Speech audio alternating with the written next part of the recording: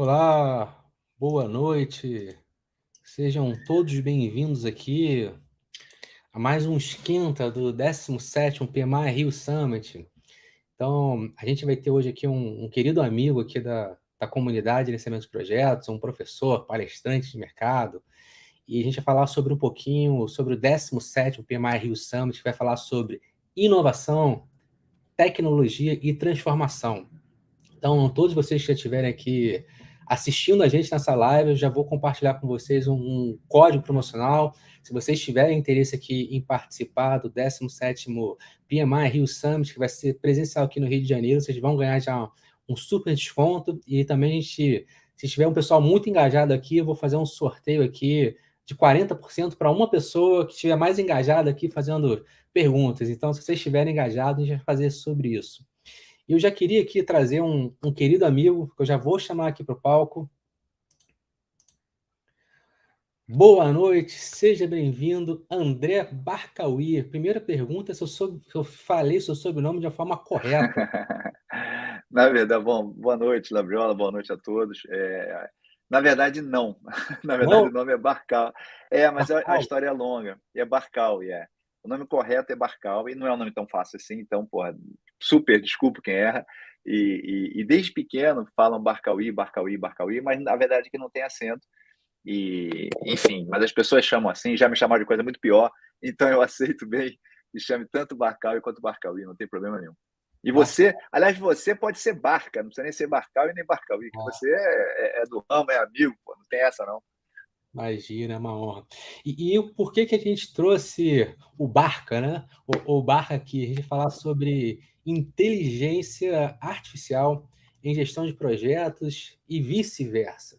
Então, vamos começar do começo, como a gente gosta de falar. Barca, primeira pergunta, assim, como é que você vê hoje, vamos dizer assim, o crescimento da inteligência artificial em todo mundo? A gente fala sobre muito tecnologia exponencial, que a tecnologia está mudando o mundo, que a gente não consegue ver mais isso aqui. Isso aqui que está com a gente hoje aqui é um defeito, né, que a gente não consegue largar mais isso aqui. Mas e aí, É como é que está verdade. o crescimento em números hoje? O que a gente tem de fato para pegar, não ficar naquele discurso etéreo, vamos dizer assim? E primeiro, isso que você comentou do celular é incrível, né? Minha filha, a primeira coisa que ela acorda, a primeira coisa que ela faz é pegar o celular. E quando vai dormir, a última coisa que ela faz é desligar o celular. Desligar não, botar o celular do lado da cama. Sai que acontece alguma coisa, né? Sei lá, de meia-noite às 6 da manhã. É incrível como a gente é dependente disso. Quando eu era menor, e tem a ver com o nosso assunto aqui, eu, menor, assim, bem menor, quando era criança, tinha um programa na televisão que você não vai lembrar, Gabriela, porque você é bem mais novo, mas ele chamava O Homem de 6 milhões de dólares, era o Cyborg, era o Cyborg. E eu meio que tinha um sonho, quero ser um cyborg e tal. E hoje, de certa forma, a gente é um pouco isso, né? A gente vive numa matrix dentro da matriz tecnológica, a gente está totalmente envolvido nisso em algum grau. Se não está, cada vez mais vai estar crescente dentro dessa realidade. E o celular nada mais é do que nossa memória artificial atrelada. Não está pregada no corpo, né? Não está mais ou menos, né? Porque quem é que sai de casa sem celular, né? Você sai pelado, mas você não sai sem celular. Se sai, volta para pegar, né? Então, a gente já é um pouco esse cyborg que eu sonhava quando era menor. E voltando à tua pergunta, eu acho que a gente está vivendo um momento muito bacana de estar vivo, assim, sabe? Eu dou graças a Deus de estar vivo nessa época, porque eu na primeira formação que eu tive, eu estudei inteligência artificial por hobby, era uma eletiva, né? Digamos assim, e era muito, para mim era o máximo na época, né? Você tentar fazer com que a máquina ganhasse de alguém num jogo da velha, que era bem rudimentar, e depois no jogo de dama, que já era um pouco mais complexo e tal, era uma coisa muito bacana. Só que isso, daquela época para cá, né, de sistemas especialistas para cá, nossa, assim, mudou muita coisa, né? Mudou bastante. A gente teve um inverno da inteligência artificial, mas está tendo agora um florescer já há algum tempo muito interessante. E acho que isso está influenciando a vida de todos nós. Acho não, modestamente tenho certeza, e vai influenciar muito mais ainda. Eu acho que a gente está vendo a ponta do iceberg dessa revolução tecnológica, essa chamada quarta revolução, né, que é digital, biológica, física. A gente está vendo a ponta do iceberg. Eu acho que a IA, né, Presentimus IA, eu acho que ela está literalmente, assim, vamos dizer, é um turning point na história da humanidade. Digamos que a gente teve aí eletricidade na primeira revolução, a gente teve a máquina a vapor na primeira revolução, teve eletricidade na segunda revolução, os computadores, obviamente, na terceira revolução, e eu acho que a inteligência artificial é o quarto ponto de virada nesse contexto todo, sabe? Acho que a gente tá vivendo uma era muito, muito interessante em termos de possibilidades do que pode acontecer por aí. E é legal que você falou sobre isso. De fato, a Revolução Industrial foi elas, né? A primeira tem um peso mais forte, mas todas mudaram radicalmente como a sociedade vivia. E até eu tenho a perninha também, que eu gosto muito de experiência do cliente, eu estudo sobre isso. Qual é o impacto disso na sociedade? E aí, uma coisa que eu queria te fazer, perguntando, trazendo um pouquinho para projetos aqui agora, existe números já que falam sobre inteligência artificial em gestão de projetos? A gente já tem alguma coisa que consegue ancorar? Já existe isso? Existe, na verdade, a inteligência artificial tem números interessantes.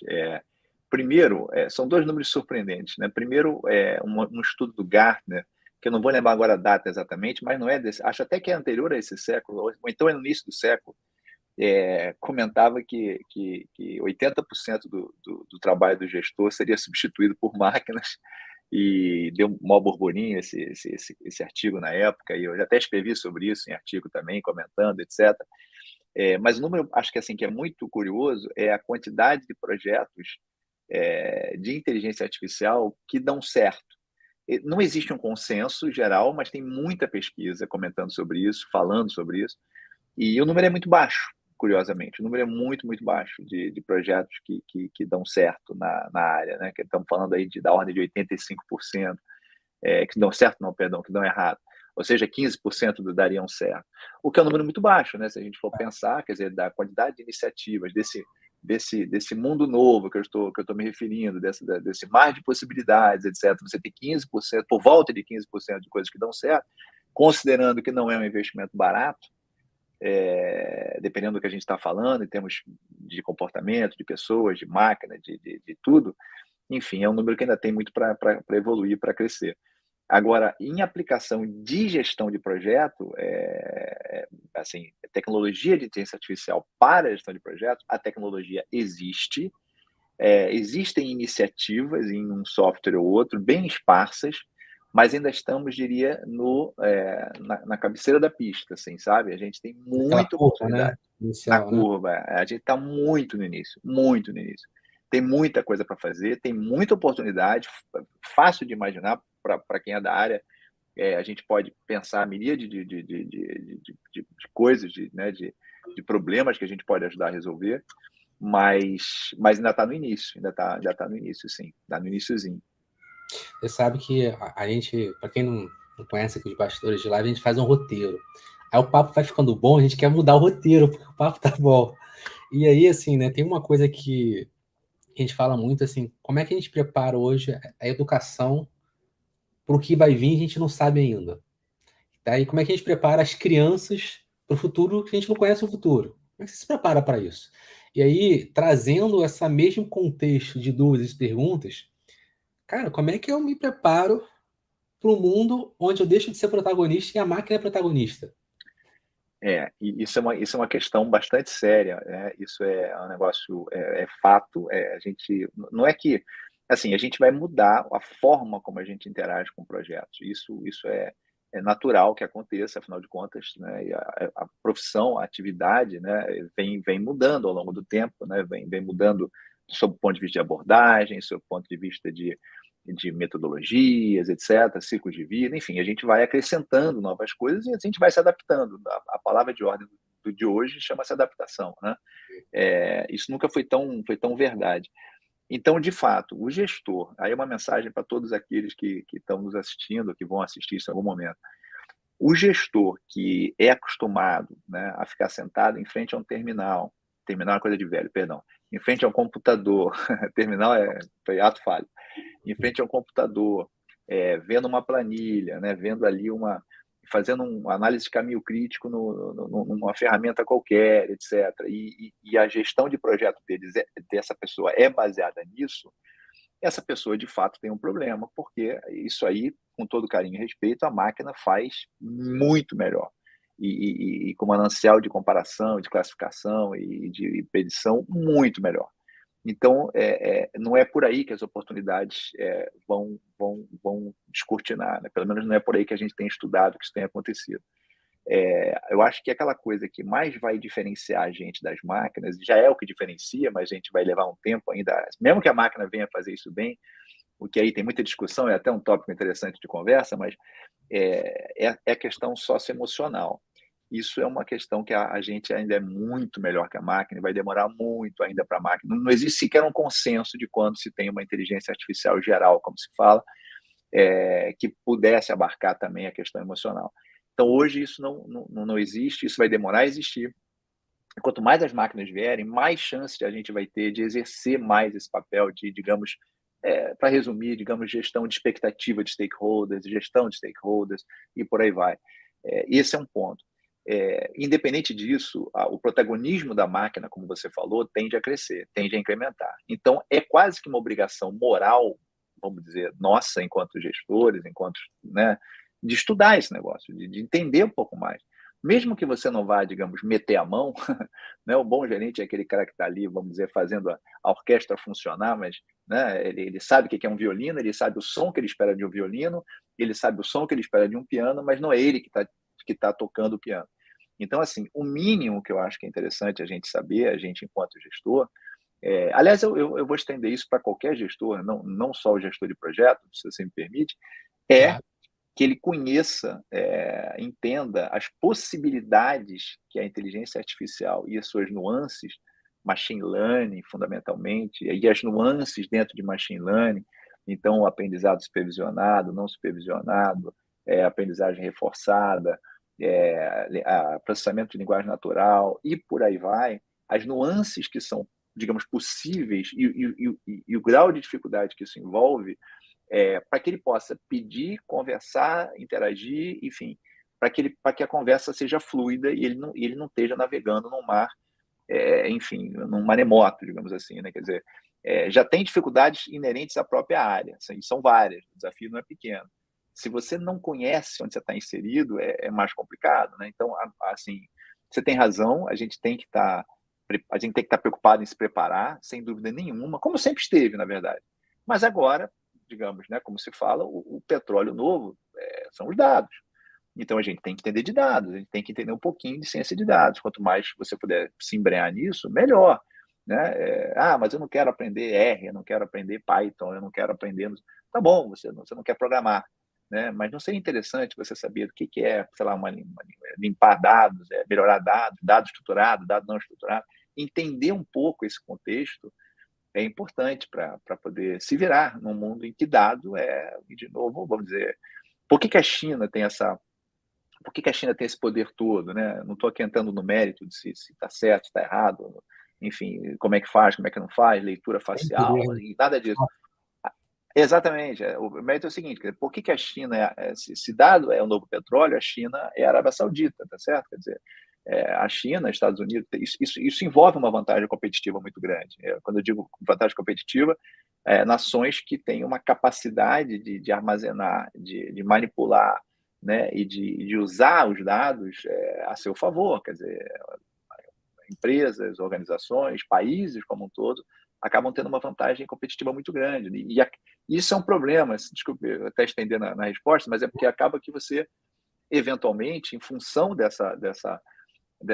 digamos, desse poder que os dados oferecem, você acaba, se você não está metido nisso, e se você não está nesse métier, quer dizer, você é organização, você é nação, e arrisco dizer você profissional, o gap, né, de possibilidades acaba aumentando, né? Quer dizer, quem está fazendo uso faz mais uso, e quem não está faz menos uso, e isso acaba gerando uma distância muito grande, né? Uma distância que, inclusive, países inteiros, não estou falando do Brasil apenas, países que vivem de tecnologia, países nórdicos, por exemplo, se preocupam com isso. E é para preocupar, porque enfim, uma questão, tá certo? Quer dizer, com mais dados você consegue fazer mais coisa na inteligência artificial. Com menos dados você consegue fazer menos coisa. A equação é mais ou menos por aí. Ô, Barca, excelente. Eu vou pegar aqui a pergunta do Reinaldo. Primeiro, agradecer o Reinaldo pela pergunta. Eu só tô achando que tem mais gente do que like. Então, gente, por favor, o momento youtuber aqui, se inscrevam aqui, deem joinha, cliquem aqui, ajudem a gente. Então, Barca, seguindo a linha do Faição. Ângelo, vou estender essa dúvida para a gestão de pessoas. Como o GP deve se preparar para lidar com as pessoas em interação com as máquinas? E aí eu vou pegar uma pitadinha aqui da pergunta do Reinaldo. A gente teve, inclusive, diversos exemplos aqui de pessoas que, só pelo simples fato de sair do presencial para o online, a pessoa já teve dificuldade de lidar com as pessoas. Teve muitos gestores, né, que falam assim, cara, o que meu funcionário está fazendo que eu não estou vendo mais? E, assim, um exemplo de hoje, né, que acontece ainda, né? E aí, cara, como é que a gente consegue aproveitar isso e olhando para o futuro e cada vez mais ter interação com máquina e menos contato em alguns momentos, principalmente para quem está, eu sou um exemplo, estou home office, pouco tenho contato presencial com o meu gestor, ou quase nenhum, apesar dele ser aqui É, cedo. O que você pode falar sobre isso para a gente? assim, eu acho que, de novo, né, eu acho que a palavra da ordem é adaptação. É claro que planejamento, a gente dá aula de planejamento, não é desprezível planejamento de forma nenhuma. Existem vários tipos de planejamento, vários momentos de planejamento e várias necessidades diferentes de planejamento em função de contexto, de cultura, de abordagem, de tudo. Mas, volto a dizer, a adaptação não é só projeto, a adaptação é pessoal. A gente tem que querer estar envolvido num mundo que está em transformação. É fácil? Não, não é. Isso demanda até o conceito de antifragilidade, né? Quer dizer, que é o tal do você surfar na adversidade. A gente está sempre acostumado a estar naquela nossa zona de conforto e de conhecimento, né? De relação, de tudo.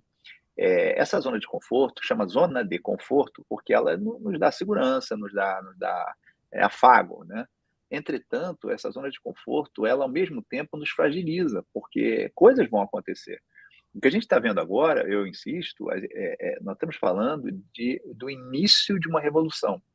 E essa revolução não é só na gestão de projetos, né? Não é só em tudo, em marketing. Assim, antigamente, como é que as pessoas faziam propaganda, né? As pessoas, ó, sou uma grande empresa, digamos que eu venda eletrodomésticos, eu venda, não sei, o cara ia passar, o diretor de marketing, digamos, passava em frente sei lá, uma rua, uma avenida grande, falava, vamos botar um outdoor aqui.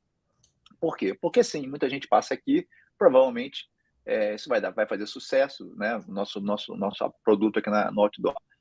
Ok, e by the way, vamos colocar também na Globo à noite, vamos colocar aqui no Jornal Nacional, vamos botar essa propaganda assim, assim, essa. Isso era um cheiro, era um feeling, né? Quer dizer, isso hoje, isso com todo respeito, isso perde um pouco o sentido, porque hoje você consegue falar, olha, se eu botar esse anúncio no Google durante, sei lá, de 10 a meio-dia, e esse outro anúncio no Meta, no Facebook, lá de tanto a tanto, esse aqui na Globo mesmo, e esse aqui, eu vou ter tanto de ROI. Quer dizer, hoje o poder da predição ele não pode ser desprezado, né? Não tem como você desprezar o poder da predição. E eu estou contando isso porque, de novo, as empresas têm que se adaptar e as pessoas também têm que se adaptar. Eu mesmo, né? Quer dizer, eu fui nessa linha, estou indo nessa linha de estudar isso já há algum tempo. Bom, eu já gostava disso desde pequeno, eu sempre gostei de ler também sobre isso, por acaso era um hobby. Mas eu parei de mexer com isso há muito tempo, né? Quer dizer, eu não lidava com isso no dia a dia. Ocorre de você, de vez em quando, se envolver por alguma razão, esbarrar. Hoje é difícil você não tangenciar de alguma forma com projetos que não envolvam dados, de alguma maneira. Mas quando eu digo dados, eu não estou me referindo ao project ligado a gerando relatórios em BI.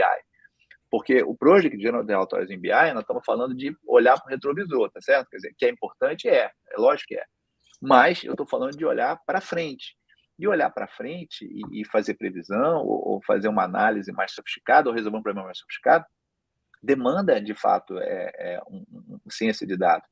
E para isso, eu tenho que me adaptar e entender como é que isso funciona. Pô. Eu tenho que entender, falar, vem cá, eu quero estar inserido nisso ou não quero? Bom, se eu não quero, daqui a pouco eu estou, não vou dizer que eu vou ser obsoleto, mas eu vou estar mais largadão, né? Eu vou estar assim, pô, vem cá, com o que eu vou me envolver se tudo está caminhando para isso? A pergunta do Reinaldo, acho que também foi na questão da linha das pessoas. Eu respondi mais a tua que a do Faisal. Mas a do Faisal é o seguinte: a gente, em relação às pessoas que nos envolvem, a gente tem um papel de liderança. Quando eu digo liderança, aí é importante também falar que não é só liderança para baixo, né, na liderança tradicional, na liderança, digamos, manifesta, mas também na liderança tácita, digamos assim. Quer dizer, existe uma liderança para cima, para os lados. A gente tem que estar espalhando a palavra no sentido disso que eu estou falando, da adaptação, de você estudar, né? Quer dizer, as pessoas querem inovar, por exemplo. Todo mundo quer inovar. Vamos inovar. Inovar é a palavra da ordem também.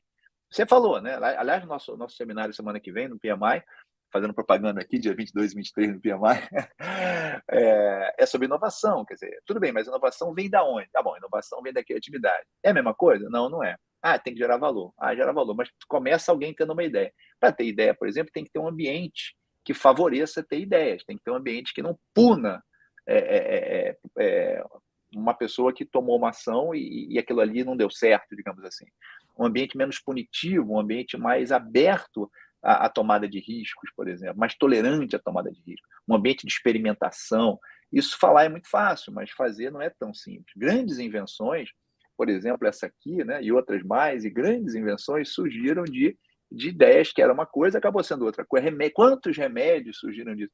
Então, o que eu estava respondendo para o Faisal, né, de novo, desculpe ser prolixo, mas acho que é importante colocar, é que a gente está se adaptando o tempo todo, a gente tem que estar fazendo com que as pessoas que estejam trabalhando com a gente, nessa gestão de pessoas que o Faisal comentou, elas também estejam se preparando para um mundo diferente, também estejam se adaptando, também estejam estudando, porque de fato não é como era, e a gente tem que se acostumar com isso, tem que se, como é que se diz, tem que se acomodar com isso, acomodar não, mas tem que entender que isso é assim, e uma vez que assim a gente tem que estudar e partir para adaptar em cima dessa nova realidade que envolve dados, pô, não tem jeito.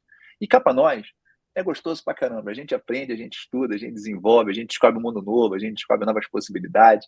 É muito gostoso. A gente, se a gente conseguir contaminar as pessoas com isso, eu acho que assim cresce, todo mundo cresce, sabe? O ambiente cresce, a gente desafia as pessoas, desafia a organização, desafia o status quo e todo mundo cresce junto. Eu acho que o caminho é por aí. Você sabe que nas organizações que eu passo, eu tenho uns mantras que eu vou falando, né? Quando você falou sobre isso, eu lembrei de um. Que eu brinco é o seguinte: trabalhar bem e ser feliz. Uma frase simples e parece que é muito fácil. Vai fazer. É verdade. É igual ao ágil. Pô, mas o ágil... Tem gente que às vezes acaba sendo evangelista ao excesso, ao extremo da agilidade, né? O ágil vai salvar o mundo em 12 O dias, né? mundo. E não é bem assim, pessoal, mas muitas vezes vai lá implantar. Tem alguns frameworks aqui, se a gente for falar aqui, eu te explico o framework em 5 minutos. E você sai entendendo. Vai rodar ele. Sem Então, dúvida. eu queria, inclusive, já fazer uma pergunta aqui, já agradeço o Júnior. Ele falou assim: temos IA sendo usado em ferramentas de gestão de projetos? Aí eu vou mudar um pouquinho a pergunta dele, né? Se você também quiser responder a pergunta dele, por favor. A gente já tem hoje conseguido gerenciar projetos com inteligência artificial? É o que eu estava falando, isso tá muito embrionário ainda. Existem ferramentas, se vocês buscarem, Bitwinder.com, sem fazer propaganda, mas já que ele perguntou, Scope Master é bem interessante também. Depois você pesquisa, vocês vão ver lá, né, a aplicação que é de análise de requisitos e tudo mais. Assim, tem ferramentas que têm potencial muito legal? Existe.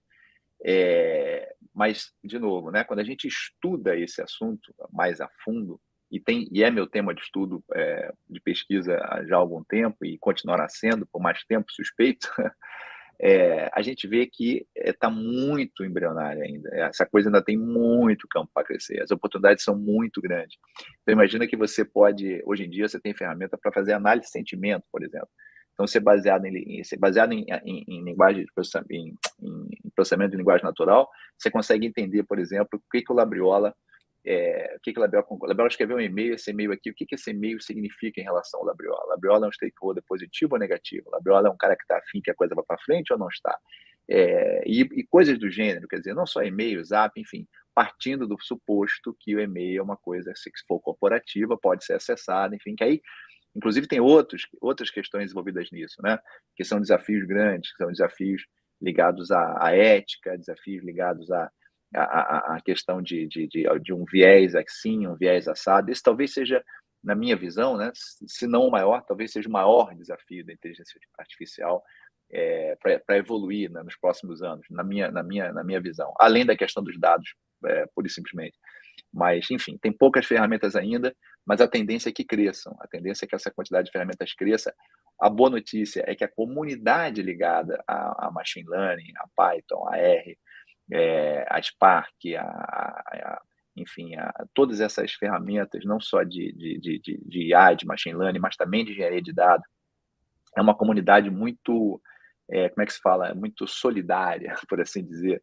Então, as pessoas compartilham muita coisa. Existe uma cabeça de open source muito grande, e isso ajuda, né? Porque isso faz, o crescimento vai meio fractal, assim, a coisa vai crescendo de maneira muito rápida.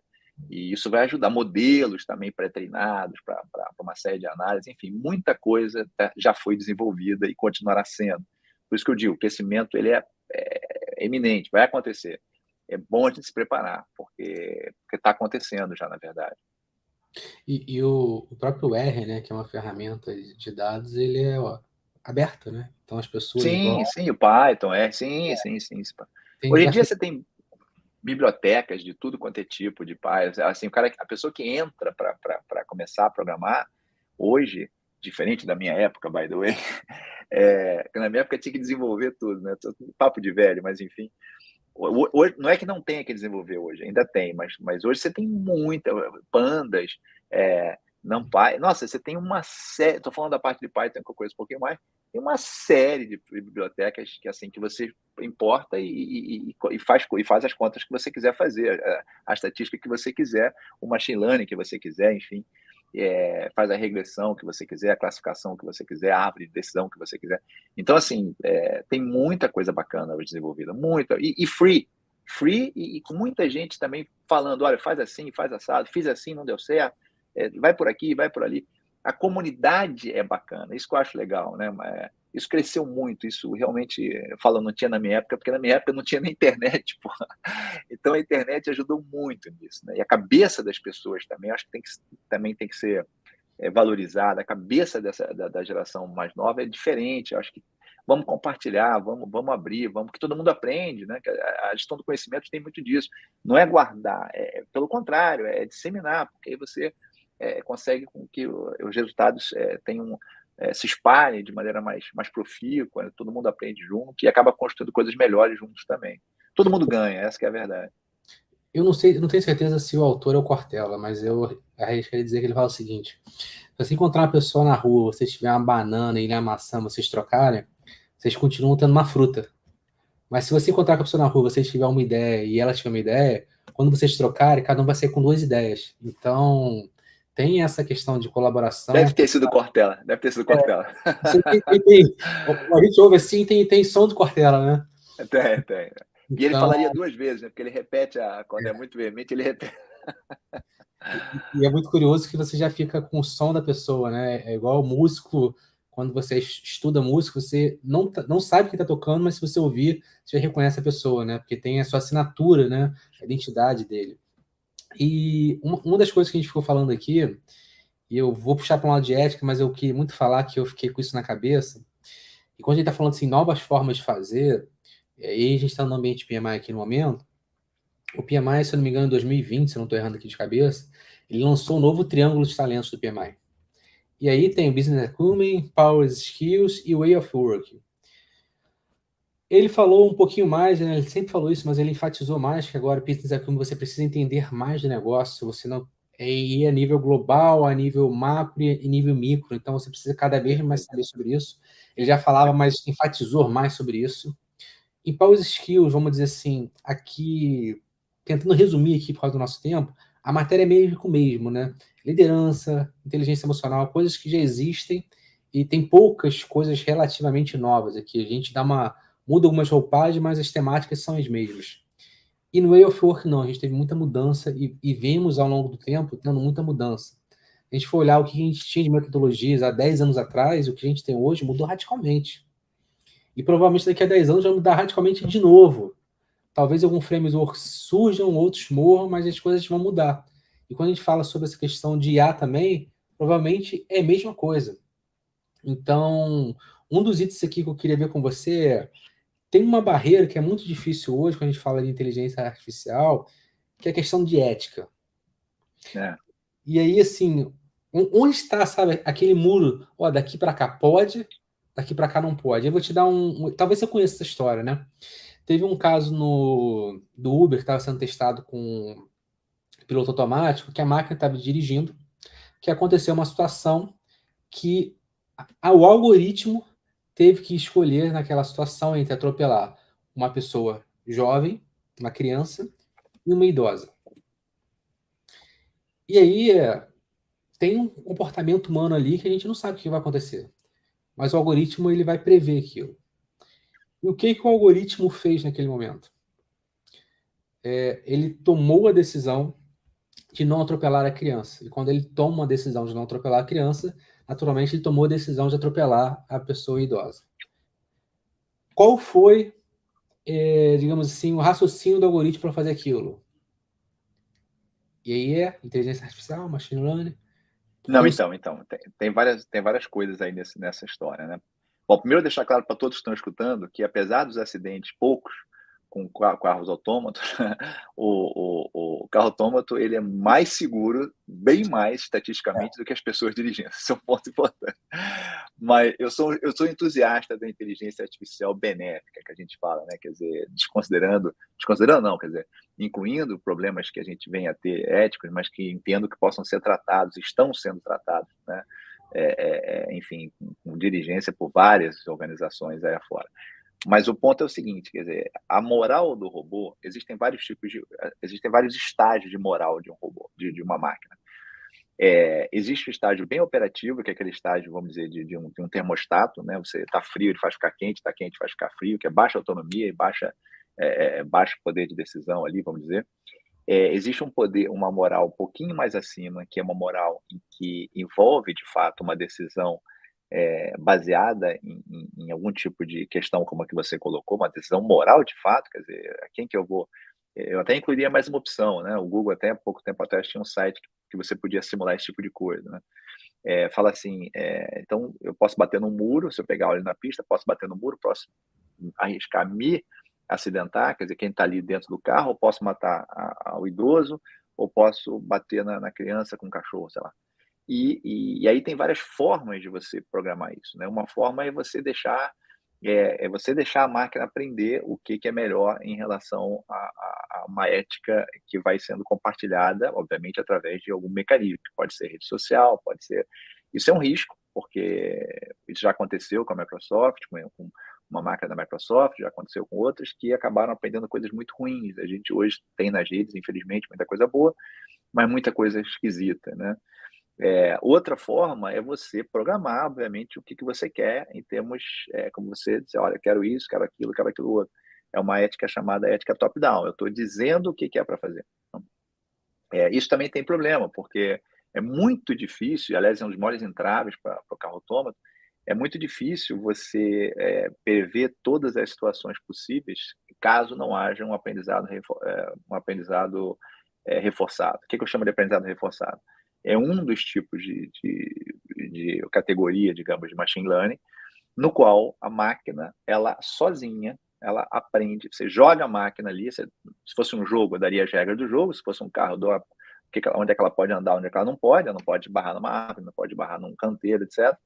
E a máquina vai batendo, ou se fosse um jogo, vai jogando, e vai aprendendo o seguinte: olha, se você fizer tal movimento, você ganha uma recompensa, né? Ganha um. Se você fizer o movimento errado, você ganha uma punição, ganha o zero.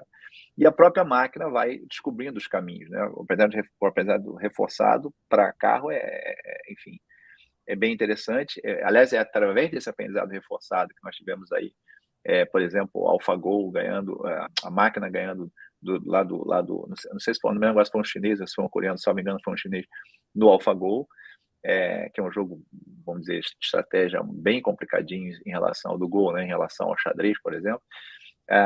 Mas para o carro isso tem tanta variável também, mas tanta variável, porque você falar que não pode bater na calçada, mas o que é uma calçada? Até que ponto você escaneia isso para dizer que é uma calçada? Se é uma calçada diferente, se for estrada de terra, se for uma árvore, se for um beco, tem mil possibilidades. Mas o trabalho que está sendo feito em cima disso, Labriola, é muito competente. Assim, o desenvolvimento que está sendo feito em cima disso é muito bacana, muito competente. Então, você tem vários exemplos legais disso, de aplicações disso crescente no mundo. Eu arrisco dizer que hoje até a questão é até muito mais legislativa, até certo ponto, porque você, quando tem que botar culpa em alguém, né, você tem que dizer de quem é a culpa nesse caso que você falou, né? Vamos supor Isso. que tenha matado lá, a culpa é do fabricante do carro, a culpa é do dono do carro, a culpa é, sei lá, do cara que programou o carro, porque o carro vai ser um software, né? E aí você dá download, né? Eu já tive a chance de entrar num Tesla. O Tesla, você era até curioso, estava em Portugal, no carro Tesla de um amigo, ele não é autômato de forma nenhuma, mas é um carro todo programado, digamos. E eu falei para ele assim, na minha ignorância, né? Coisa de brasileiro. Falei, o Rui, o carro, como é que faz a revisão? Ele falou, André, revisão? Eu não faço revisão, ele faço download, porra. Download, porra, a suspensão vai mudando com o tempo, etc. Ele foi mostrando como é que funcionava, tudo automatizado. Então, o que eu estou tentando dizer é o seguinte, quer dizer, quem você responsabiliza numa situação dessas, como, de que forma, então são situações que ainda não estão super bem definidas. Eu já estive dentro de um carro autômato na Califórnia, é impressionante, assim, quem tiver a chance de andar num carro, assim, eu acho que talvez esse papo daqui a um tempo seja ridículo, seja a coisa mais comum do mundo, mas Hoje não é. hoje em dia, hoje não é, então é um negócio interessante você andar, muito interessante. Na reta, até não é tão interessante, para ser honesto, mas quando vai chegando a curva e não tem ninguém dirigindo, meu amigo, dá até um certo, é bem interessante. E não é devagar, é um carro normal dirigindo, a velocidade normal. Então são várias nuances que a gente está aprendendo. Eu nem diria que essa aí é bem séria, que você colocou, sem dúvida, mas tem coisas ainda, vamos dizer assim, imagina que você está fazendo uma entrevista de emprego, porque dependendo do tipo de algoritmo que você está utilizando, né, você está baseado em dados, né? O dado, como eu falei, é o coração do negócio.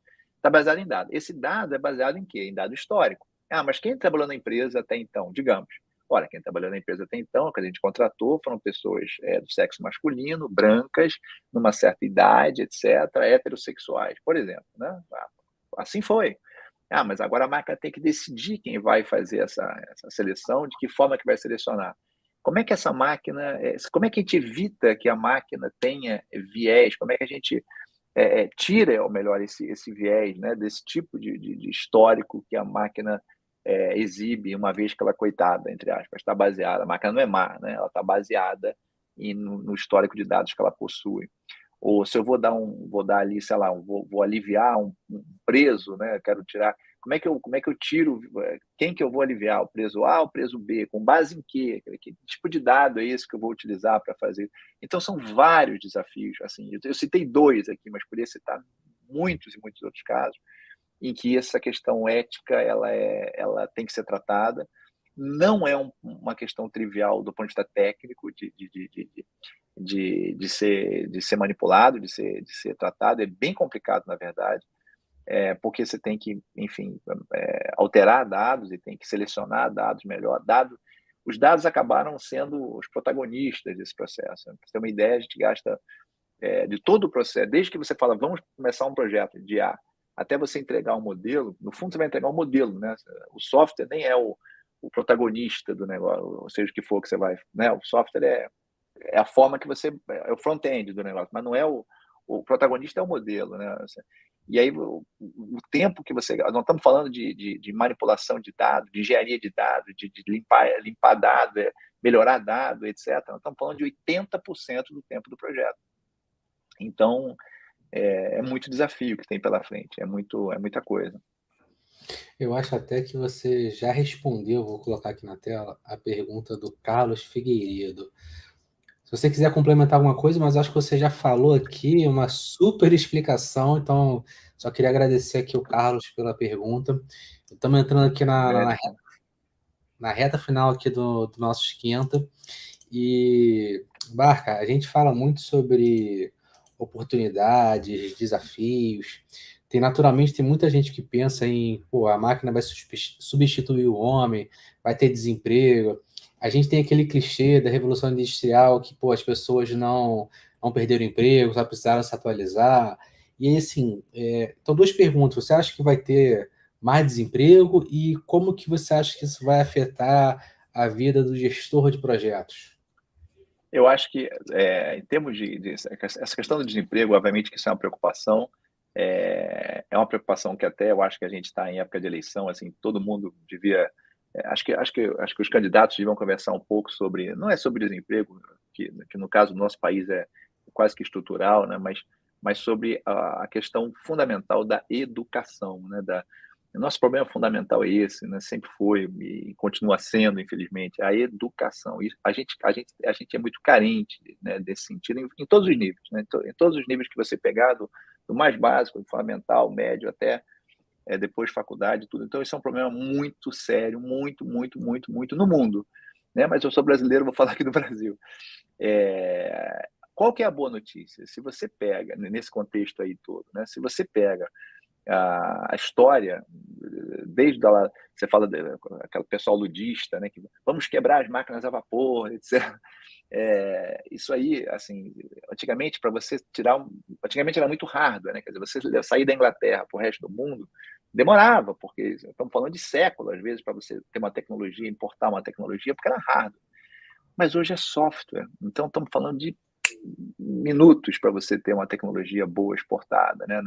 O grande medo, eu já falei isso em artigo também, né? As pessoas não deviam ter medo de uma Skynet, pelo menos não no sentido de um exterminador máquina, e sim, porque não precisa de um exterminador máquina. Na verdade, nós estamos falando de software, de uma banda larga. É isso que precisa, um software caprichado, uma banda larga, faz miséria hoje, né? E o ponto da tua pergunta eu ia falar da boa notícia. A boa notícia é que em toda a história, desde que tem história, desde que se conta que tem história, estatística, no século XIX, enfim, você sempre teve desemprego quando teve uma disrupção, né? Uma chamada destruição criativa, termo schutteriano e tal. Você sempre teve desemprego, você sempre teve algum nível de desemprego. Porém, você sempre teve um crescimento vegetativo, por outro lado, porque de empregos novos, porque tem muita coisa, e aí você tem pesquisas do próprio Fórum Econômico Mundial que sugerem isso, a gente não tem ideia ainda das profissões que vão surgir, quer dizer, mais da metade das profissões que surgirão, a gente nem sabe que surgirão. Assim, alguma coisa a gente faz ideia, né? Manutenção de robô, programador de game, blá, blá, blá, blá, mas muita coisa, gente. Quem que há 20 anos atrás ia falar de digital influencer? Quer dizer, ninguém ia falar nisso, tá certo? Na minha época de primeira faculdade, ninguém falaria nem de web designer, porque não havia web. Quanto mais web design. Então, assim, vai sim, nós vamos ter um problema sim, porque a gente tem um problema grave de capacitação, de educação, isso é um problema sério, isso transpassa todas as áreas de conhecimento, né?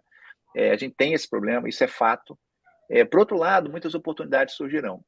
A questão toda é a velocidade que a gente vai ter de adentrar nesse mundo, né? Quando eu digo a gente, no mercado brasileiro, no mercado profissional brasileiro. Hoje acontece, por exemplo, um fato curiosíssimo, você sabe disso. A gente tem 13 milhões de pessoas, sei lá, 12 milhões de pessoas desempregadas, mas se você procura gente boa da área de tecnologia, qualquer área, né? User Experience, Artificial Intelligence, e ciência de dados também, desenvolvedor de sistema, você não acha, e se acha, paga peso de ouro. Né? E eu não estou falando de unicórnio, não estou falando de um cara que faz engenharia de dados, faz ciência de dados, faz desenvolvimento de sistema. Não, eu estou falando de uma especialidade. Você não acha, é um negócio muito maluco. Agora, você tem uma especialidade, você tem uma especialização. A minha preocupação é a velocidade da capacitação versus a entrada da tecnologia, que é inevitável e é bem-vinda, né? Enfim, no nosso país e no resto do mundo. Isso realmente é um tema minimamente interessante de ser discutido, de ser pensado, de ser pesquisado, e alguma estratégia deveria ser traçada em termos de educação. É o nosso principal problema, na minha visão. Olha, nós temos vários, né? Saúde, violência, temos vários. Mas eu acho que a raiz desse negócio, talvez possa dizer assim, é educação. Infelizmente, eu não vejo iniciativas isoladas, mas eu não vejo uma coisa holística, orgânica, sistematizada, estratégia, né, por assim dizer, enfim, já montada para isso. Eu concordo 100%. A gente não tem um plano de educação, né? Independente do governo que esteja, de ter uma continuidade como é que a gente vai estar nas Olimpíadas de Matemática daqui a 10 anos no ranking melhor do que hoje, né? E não estou falando de político A ou B, porque não, o PMI é político, mas como organização, comunidade. Barca, primeiro eu queria super agradecer a sua participação aqui. De fato, foi incrível. Eu tinha prometido aqui que se o pessoal tivesse interações, eu ia fazer um bônus. Então, eu anotei o nome de 3 pessoas aqui, 3 não, desculpa, 4 pessoas aqui que fizeram perguntas. Então, Reinaldo, Carlos, Leonardo e Júnior. Me procurem que vocês vão ter um desconto especial para o 17º PMI Rio. Me manda uma mensagem aqui no privado, aqui no LinkedIn, que vocês vão ter pelo seu engajamento aqui, participação aqui, fazendo pergunta pelo querido Barca. Então, Barca, passa aqui suas considerações finais. Antes de passar para você, a gente vai ter 2 lives na semana que vem e falar sobre Legal. projetos de inovação, como encomendar coisas que não existem. O nome já é super interessante e Tem a você ver com o nosso papo hoje. tem tudo a ver. E você sabe, quando eu tive a conversa com a pessoa, com um palestrante, quando ele me falou isso, eu saí da reunião, fiquei 1 hora pensando sobre o assunto. Falei assim, cara, o que eu faria se eu tivesse uma situação dessa? E não tem resposta, não. Quero ouvir o especialista. E o segundo tópico também que a gente vai falar muito, que também é super importante, é governança ágil. A gente fala muito em agilidade ali em time, em squad, time dedicado, o nome que você queira chamar. Como é que você escala isso além da tecnologia? Então, meus queridos amigos que eu falei aqui o nome agora, me manda mensagem aqui no LinkedIn, Luiz Eduardo Labriola. Eu vou colocar aqui no chat o meu link, podem me mandar direto. Vocês vão ganhar um desconto exclusivo. O evento é presencial no Rio de Janeiro. Se por acaso vocês não quiserem ir, vocês podem doar esse desconto para uma outra pessoa em função aqui da live. Então, Barca, suas considerações finais, de novo aqui o meu muito obrigado. Não, poxa, eu que agradeço a oportunidade. Pô, eu sou membro do PMI desde que ajudei a fundar o PMI do Rio, em 1999. Lá se vai, sei lá quantos anos, 20 e tantos anos. Então, assim, poxa, o PMI eu acho uma instituição extraordinária, fora de série, que ajudou muito a fomentar e ajuda e continuará ajudando a fomentar a gestão de projetos no Brasil e no mundo. Então, assim, eu sou muito grato a tudo que o PMI.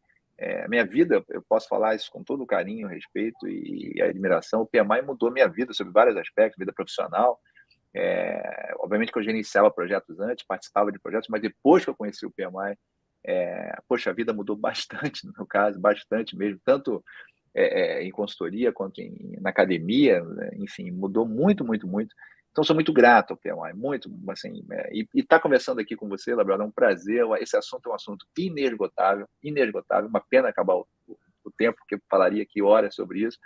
Como eu disse, é um tema meu particular de estudo há algum tempo. Existem metodologias hoje muito interessantes para se gerenciar projetos de IA. Vocês vão ouvir falar mais sobre isso em breve, certamente. Quero aproveitar também para convidar vocês, semana que vem, dia 22, eu vou estar mediando lá uma das mesas que vai ter lá no Summit, que vai ser falando sobre o futuro da profissão também, de gestão de projetos. Certamente falaremos sobre IA em algum grau também semana que vem. E vão ter muitas mesas interessantes, vai ter muita palestra bacana. Convido a todos para estar lá semana que vem, 22 e 23, no Summit. E, no mais, foi um prazer. Muito obrigado, obrigado mesmo. E, enfim, fiquem todos bem aí. Então, agradeço a todos que estiverem com a gente. O 17º PMI Rio Summit vai falar sobre, de novo, inovação, tecnologia, transformação, temos C-Levels, mesas redondas, inovação, tem uma série de coisas, independente do que você gostar, o buffet tem todas as opções para você ir lá e ter um evento incrível. Então, Barca, agradeço aqui, o pessoal está assistindo a gente, siga o PMI Rio nas redes sociais, que vai ter aqui as próximas lives, nesse mesmo canal que vocês estavam aqui hoje. Obrigado, e Barca, foi mais um minuto com você aqui, encerrando aqui. Valeu, muito obrigado, cara. Um grande abraço para todos aí. Muito obrigado mesmo. Um abração.